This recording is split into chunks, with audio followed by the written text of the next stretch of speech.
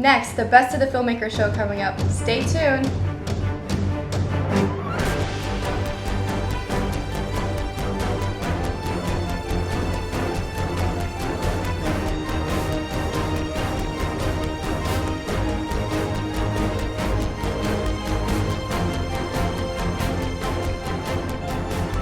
Welcome to the Best of the Filmmakers show with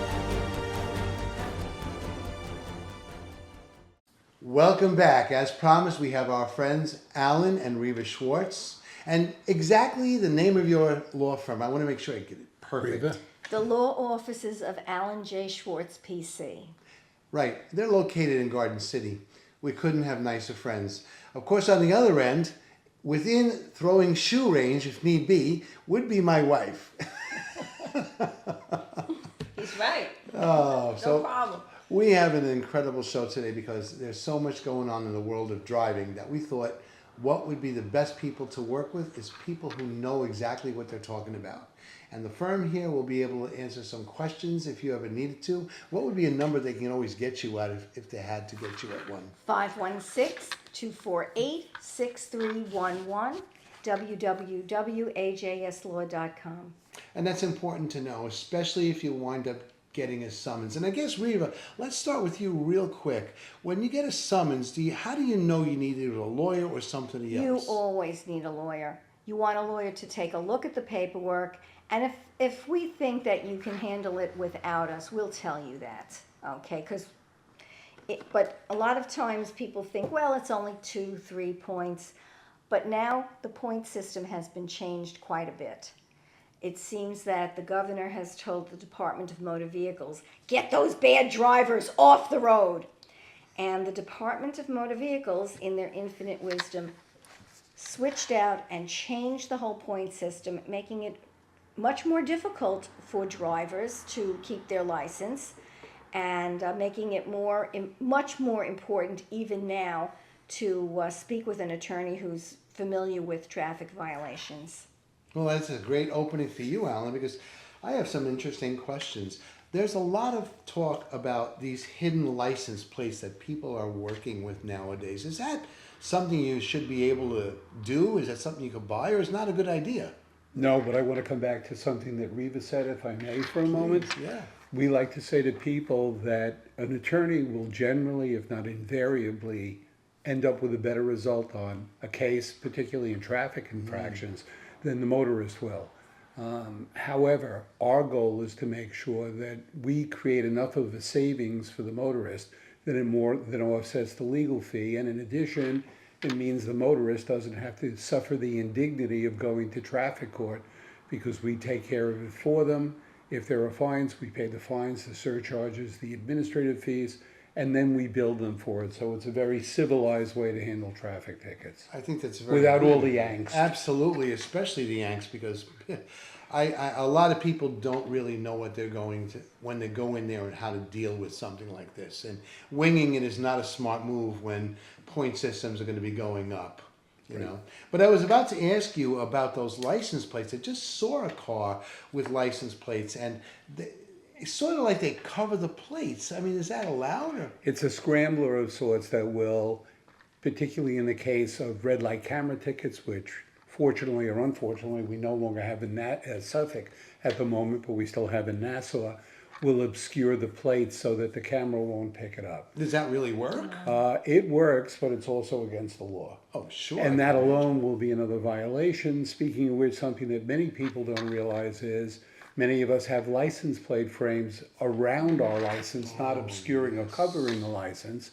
And the law is clear in that regard also. If that license plate frame obscures any part of the writing on the plate, that's a violation as well.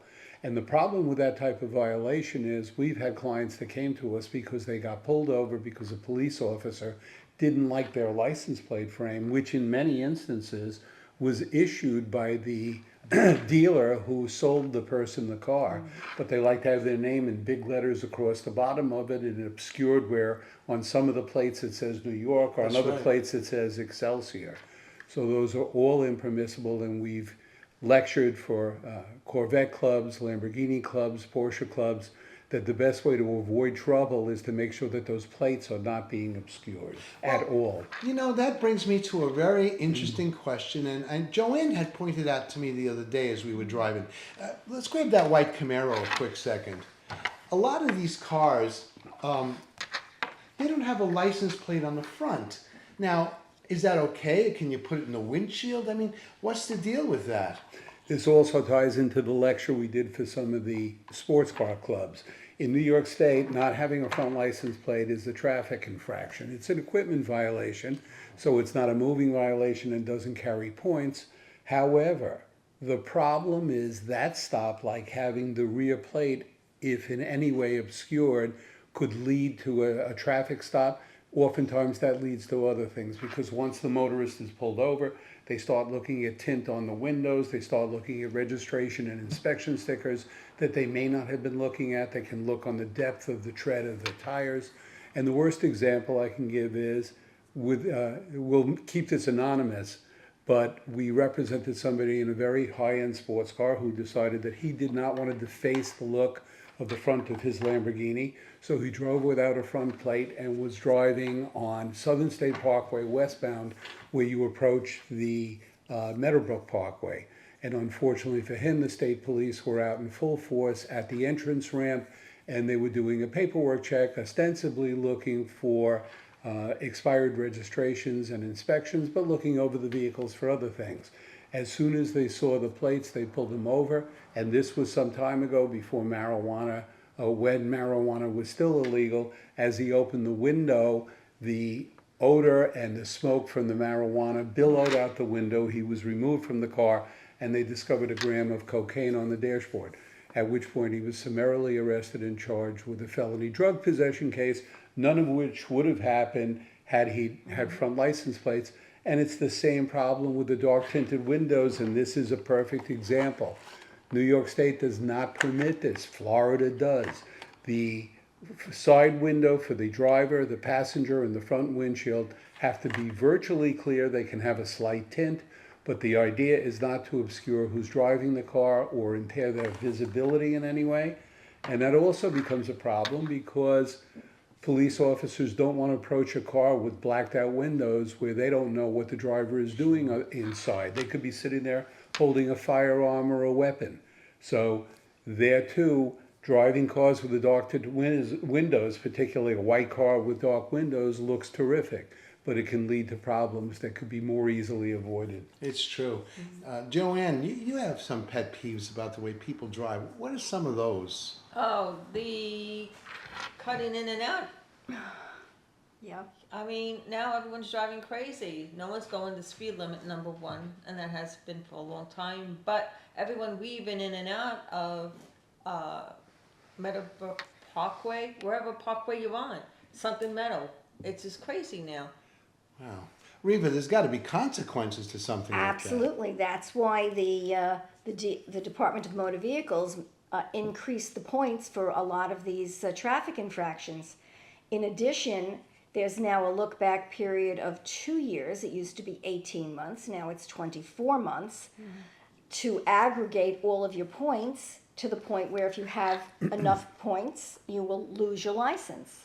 It used to be 11 points in 18 months. Now it's 11 points in 24 months. And if you have 8 points, that you won't automatically lose your license, but there will be a possibility of a hearing, and you have to go through various schooling and take classes, and it becomes an issue.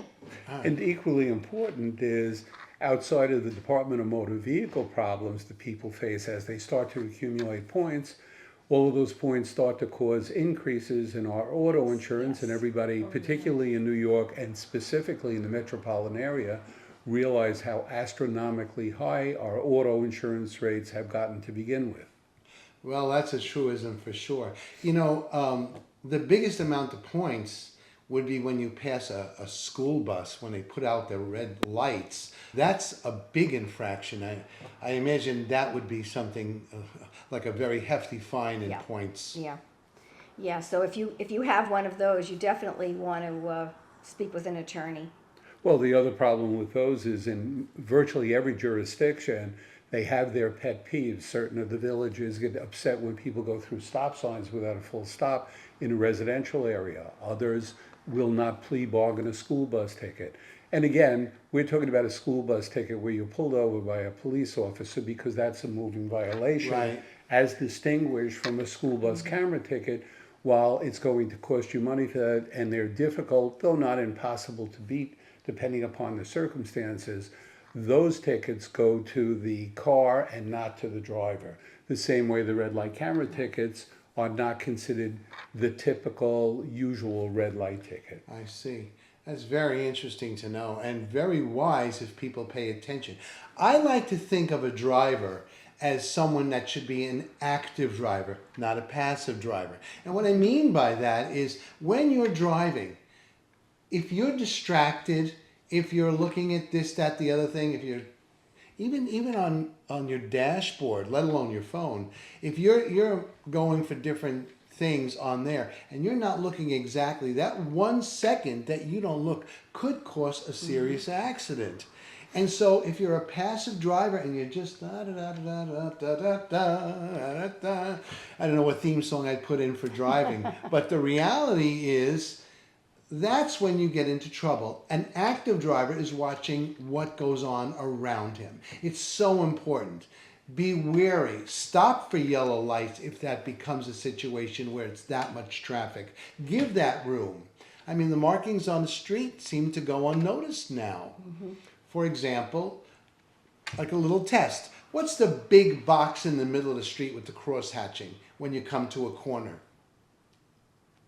Do you asking me? Well, it's not fair to ask me, because I know the answer. You know the answer. You might have to correct them. So go ahead, Alan. What is that big box? No, go ahead. in the I'll corner? defer to Riva. No, that's Cool, okay. I'm going to defer to Joann. I'm going to defer to a drink in a minute. The big box. Yes. So everyone's taking turns? Is No. that it? No, Why? no. That big box on the corner in the middle of a street between the lanes means you do not drive through it. You keep it clear because the other vehicles are going to come through the side in front of you. Don't block the box. That's exactly right. Don't block like the that. box. Here's another one that I recovery. find interesting. So you have a double yellow line Oh. and you're going to make a left turn, but you see inside the line there are brakes called a zipper line within the line. You actually don't have the right to go over the solid line through that until you see the brakes in all the lines. When you see the brakes, then you go into that situation. You don't jump the double line, especially. Well, a lot of people didn't get that memo, just to let you know. Let me write this memo up. Not on Long Island, the driving on Long Island. Yeah. So here's another one. That's another pet peeve. And Alan, maybe you can back me up on this one. A shoulder that's marked with a fog line, that's the white line as opposed to the yellow line in the middle, a fog line. And that's how it actually glows in the fog. You watch that. But a lot of people tend to use that shoulder as a turning lane. Right or wrong? Absolutely wrong. Correct. Or as an entrance lane. You can't make an entrance lane out if Nope. it doesn't Yeah. have Nope. a broken line or a zipper line as it's known. So that's interesting. Now, I imagine if a policeman happens to see you go over that double line, making you a brand new turning lane out of it, and it happens to be that you don't have a license plate on the front of your car, and I would imagine if you are doing something illegal, even as we all drive past cars today and the medicinal smoke comes out of it, which you could smell 40 cars back at this point, you're going to get in trouble. Right. Am I right or wrong with that? Absolutely. And, you know, just because marijuana is legal now, it is not legal to drive and smoke marijuana. Or to drive under the influence of marijuana. Right. Absolutely correct. Yep. So we've spoken about that. Here's an interesting thing. And I hear a lot of it, though it's not as prevalent as some of the other things. Road rage. Oh, boy. Why do people get angry at people on the road? And I know myself, trying to follow rules, puts me with a, why did he do that? Kind of an attitude. Road rage. Well, That's a man thing. right? Yeah. Not That's always, a man thing. not always. Yeah. I Now, stand by what I said. That's a man thing. I support Riva on that one. Sorry. There you go. The feminine side of the table may win, only for points, but. Alan, what do you do if you got caught with road rage? You're angry at somebody, they did something, they went through a red and almost hit you, and you got the time to go after them and do something dumb. Well, if you're really that concerned, you can dial 911, but do it hands-free. That would be a very good idea. True. And can you text the Touche. police department now in certain areas and say there is a white Chevy Camaro driving at 75 miles an hour on a 40-mile-an-hour zone? Can you tell them that and they'll come up to it? Or I would tell them, but I wouldn't do it by text, and I would do it hands-free from the telephone and call a 911 operator, explain what just happened, where the vehicle is, what they did. That's assuming it's egregious enough. If they cut you off slightly without using a turn signal, nobody's going to take it seriously. But we've seen things on the road that boggle my mind, and you know, whatever they did in terms of cutting you off, they were cutting other people off as well. Certainly. So it's entirely possible that at the next exit, there's a highway patrol car or a state trooper who will be alerted and waiting for this, and they'll actually see it happen in front of them. wow, that's good advice, especially that. And now you mentioned something on the car called a blinker. No one uses blinkers anymore? Is Oh, it a these new expensive declaration? cars don't come with blinkers. That's obvious if you're driving on Long Island. Is that a traffic infraction if you change lanes without using a blinker? That it is, and it's not a major one, but it leads to other things. Once the car gets pulled over, that would not have been pulled over, but for the fact they didn't use directionals. But the worst part is, the reason we use directionals is to alert other drivers on the road what we're going to do, and it helps avoid accidents. It's also a courtesy, and when people are being courteous when they're driving, other people tend to be courteous. When people start getting aggressive, men more often than women, but I would disagree, it's not always men. Some of the women are worse than the men are. So it cuts across all lines, but one thing leads to another, things get out of Yes. control. And we rarely open the papers these days without seeing aggressive driving leading to people taking out firearms, getting out of their cars, getting involved in fist fights at red lights. And good for us, bad for them, because the bulk of our practice is criminal defense, and that takes you outside the vehicle and traffic violations and moves you into the New York State penal law. My God, that's crazy. Now here's another one of my pet peeves. So let's borrow that little red truck for a moment. Got to play with all our toys. Vroom, vroom, vroom, brrr. Why? It's a thing. Show It's off. also illegal. It's a guy thing. Right. I want to know what kind of a fine can you get if a policeman pulled you over with mufflers that are so loud. I mean, when we were kids, there was something called thrush mufflers. You remember? We're car guys. And then the purple muffler with the guy who looked like a Woody Woodpecker with a long face, thrush mufflers. But they weren't as loud as what's today. And sometimes you can hear that, and that could be blocks and blocks away. What kind of a fine do you get with that? That's not a major fine because it's still an equipment, equipment violation. violation. It's not a moving violation. Will they make you stop it? Yeah, oh, absolutely. Otherwise, you'll just get ticketed again and you'll get pulled over again. And we see it all the time. So, equipment violations are a pretty serious thing in so much as they will alert someone to take a look at you, and chances are, if you've done something a little wronger, is that a word, wronger? Is that a real That's a English good Well, word? that's correctly. And it's always a matter of interpretation, because we've represented several people on criminal possession of a weapon because they got pulled over for a minor traffic infraction, and it turned out they had a utility knife in the car. Oh, wow. And you know, the same thing is anything that causes you to be stopped, even though the initial reason for the stop may not be a major reason, leads to other consequences. We have a very active DWI practice, and more often than not, the car is being pulled over for violations that really have nothing to do with driving while intoxicated. It could be the dark windows, it could be unnecessarily loud mufflers, it can be a variety of other things that bring your car to the attention of law enforcement. Right. And then once you're pulled over, everything starts to unravel. I imagine you could even be arrested if you put up some kind of a situation at that moment. Oh, absolutely, and that happens as well. Wow. Incredible.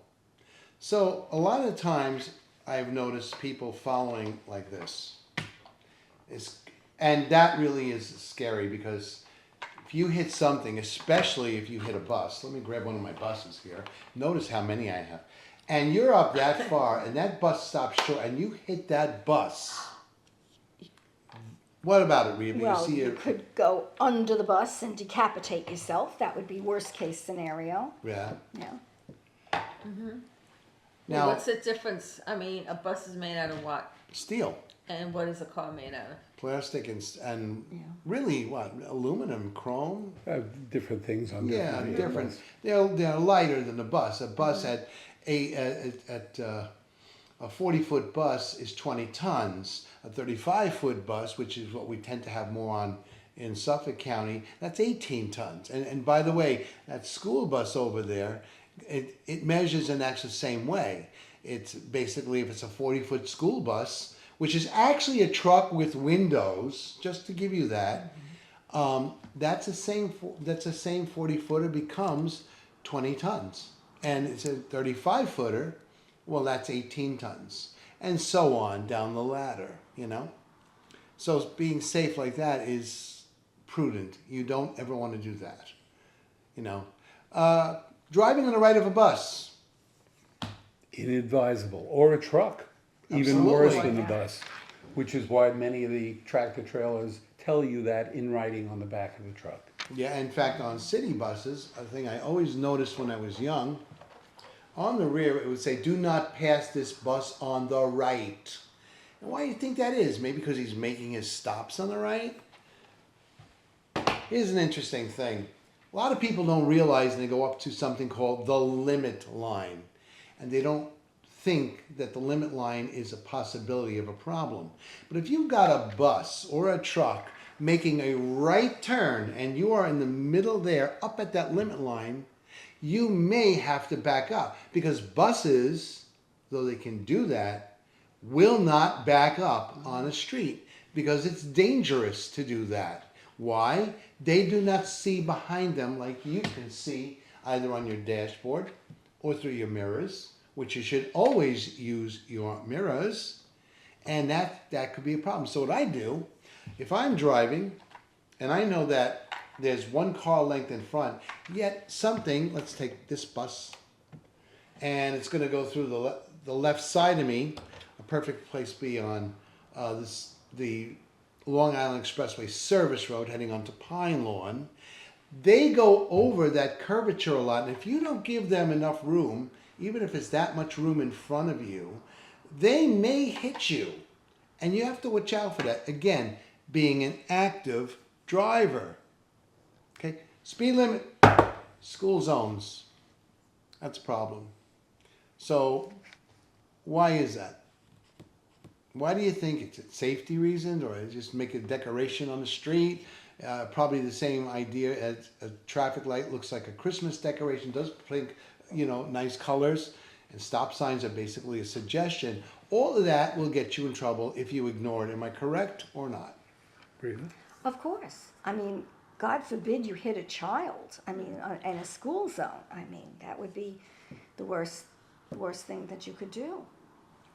And with that hit comes my final question. Hit and run. Oh, boy. Okay. Can they catch you? Do they catch you? Do Oh, they look will. for you? They will. One of the biggest problems we have today is the proliferation of cameras everywhere.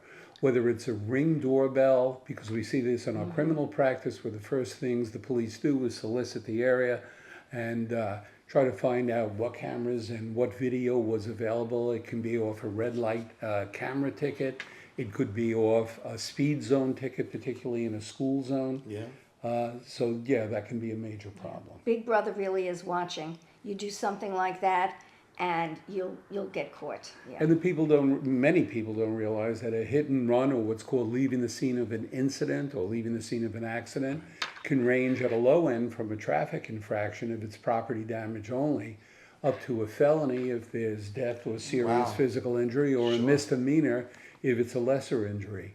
So these things become increasingly serious depending upon what kind of damage was caused. Incredible. A lot to learn, a lot to know, and a lot to take into consideration when you're first driving a car. I think, in my opinion, when you're driving, you learn good habits, you take them through, and don't push the wire. Next week, we will be seeing David Kirkup as he works alongside my young granddaughter Kendall, who's getting a learner permit, and more on buses and larger vehicles comes from Bill Holly, a bus driver in his own merit. And I want to thank Riva and Alan from the Law offices of Alan J. Schwartz, PC. Thank you for having us. And you know what? It rings so well. Thanks again. Real quick, what was the website if you need it, and your phone number, please? 516-248-6311, www.ajslaw.com. We'll see you next week on the Best of the Filmmakers Show. Thanks for watching.